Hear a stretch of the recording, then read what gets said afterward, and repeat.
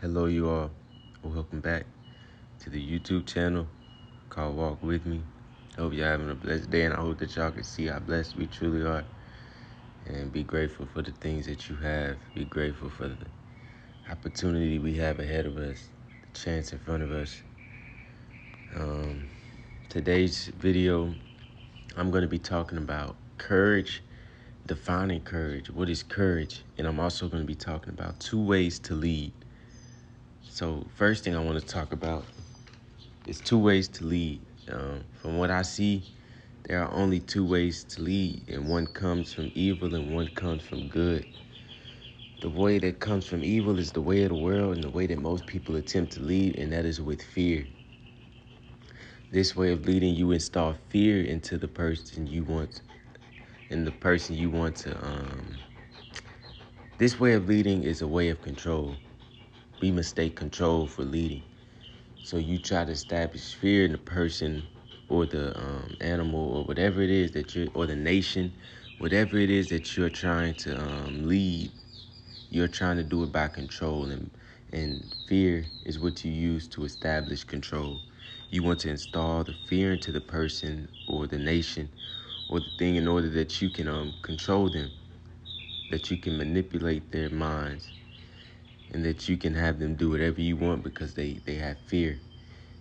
The easiest, nothing controls people more than fear does. Nothing in this world controls people. Not a person, not a president, not a dictator. Nothing, not a thing in this world controls people more than fear does. And that fear is enters within, but it's installed there somehow. And sometimes, a lot of people try to use this method, and I disapprove of this method because it's not very effective. But the second method is a beautiful method. This method is to establish trust in order that you may guide them. So instead of trying to establish fear in them, you establish the trust in them. You establish trust by your actions, not by telling them to trust you, but by doing trustworthy actions. And then after doing these trustworthy actions, then they trust you, and you don't have to establish fear for them to follow you. Now they trust you. They trust you as a guide, and now you can guide them to places. But this way takes patience. See, the way to establish fear is so much more used because it doesn't take much patience.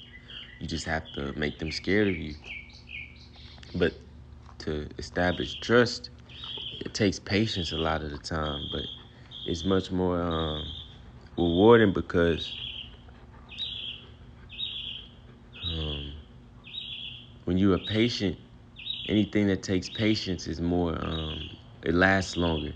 So you try to control someone with fear, eventually that'll self-destruct because that's a destructive way to do things.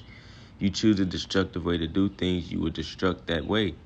But when you decide to go the way of establishing trust in order that they may follow you and feel they trust you to follow you, they see your actions, they see that you're trustworthy, they see that you're good, then they'll follow you on their own. You don't have to make them fear you. Then you can guide them to the places you want. And the places you guide them should be a good place. That's the only way this method will work. And a lot of us need to adapt this second method more because we even do it in almost every relationship. In sexual relationships, we do it in family relationships, parent, daughter, parent, son. A lot of people try to make the other fear them. Even us and our pets, try to make them fear us so that they can listen. Instead of having them trust us first so that we can guide them. I know even with dogs, some people try that method of fear, and maybe it works to control them, but it's faulty still. Even people think that just because they're listening now that it works, but you have to define what you mean by it works, because it works in the fact that, yeah, they listen, but they're scared of you. Does that work for you? As long as they listen, is that okay with you? As long as they listen, even if they're scared of you, they tremble when they see you, they run. A lot of people like that. Someone or something else fears them. But if you can be patient with them and you can establish that trust with them, they'll listen. They won't be scared of you. It'll be a compatible, beneficial relationship for both of you, not just so that you can control them, but so that they can trust you to guide them. That's the end of that. Talking about the ways to lead. Now I want to define courage.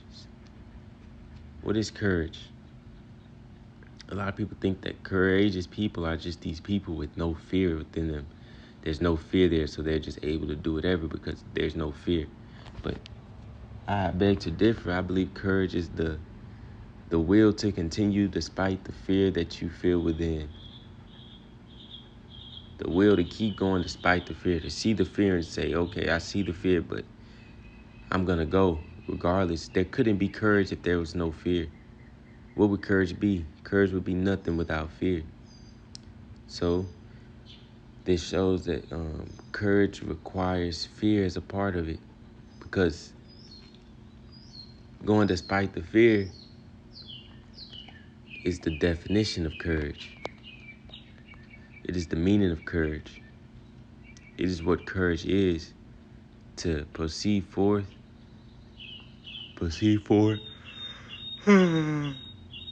despite the fear that's there. This is true courage. And it's needed. It's needed in the human realm, in the animalistic realm, in the physical realm, and it's definitely needed in the spiritual realm, because you're going to run into a lot of enemies there. You're going to run into a lot of fear there. You're going to run into a lot of discomfort there. And to proceed despite it, this is what builds courage. To proceed despite the discomfort, to proceed despite the fears, to proceed despite the pain. This is true courage. The will to continue regardless of what has to be going. That's what true courage comes from. It comes from the mindset of, I have to get through this regardless of what it is that I have to get through. I will get through it. Let's all start to have more courage. A lot of us live our lives in fear day by day, trembling at things, scared of things. This is only because we haven't took the time alone to face that battle within. And a lot of the things that we run from are the things that we should sit there within and try to understand. Not try to get away from, not try to find a direct answer so that it can leave you alone, but to endure the discomfort of it, to endure the pain, to endure the hardship, to endure the not knowing, so that you can get to the point where you know, to the point where you're confident now. You can stand in confidence because you faced that thing that made you the weakest. The very thing that made you the weakest, you found out what it was, number one, by introspection and meditation. You found out what it was. And now you're able to go into battle with it directly. Not turning the head left or right, but sitting in there with it until it is completely eradicated. That's all I'm going to talk about. Y'all have a good one.